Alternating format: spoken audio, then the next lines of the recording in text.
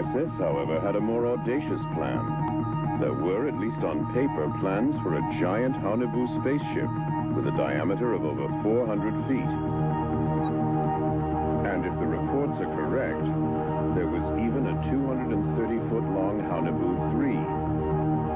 Just before the end of the Second World War, Department SSE-4 planned to build its own gigantic UFO space station.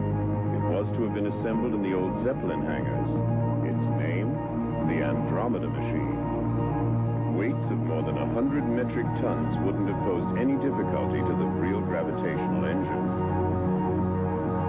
Where did the inspiration come? If we look back at the history of the ancient Near East, keeping in mind that the specialists, the work of Friedrich Delitzsch, who was one of the foremost systems that could cross, as it were, the space barrier and open the window to contact with other worlds. It's this very unique scenario, the contact with other worlds, that is the most important part of the history of the Third Reich.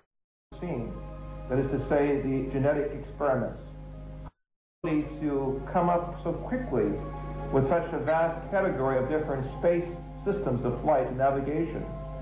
How does this system of a global science, that is to say, that gives German experts the ability to make expeditions to Kashmir.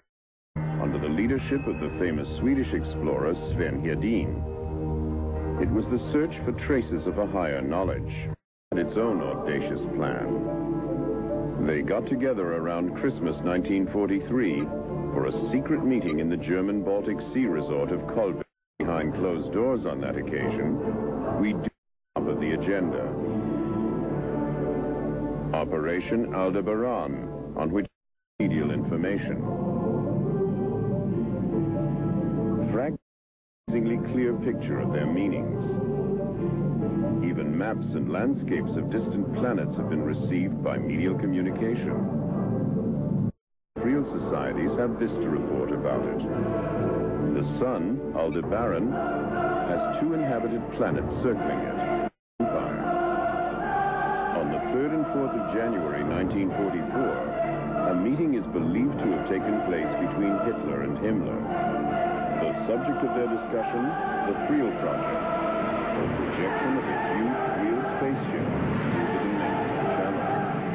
In other words, a tunnel that was independent of the speed of light to Aldebaran.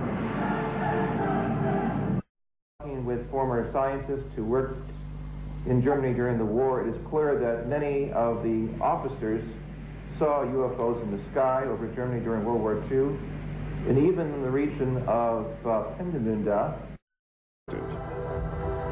Possibly, but mightn't it also be a spaceship from Aldebaran?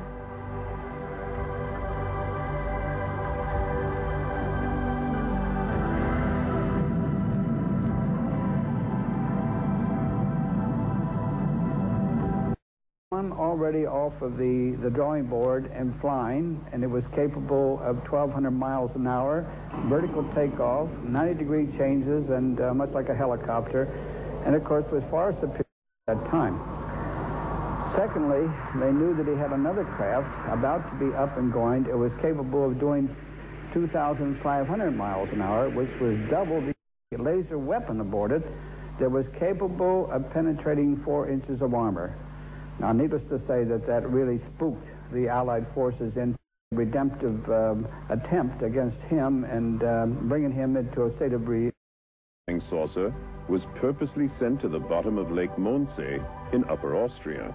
Another is that they were concealed and in the Antarctic. And not just that.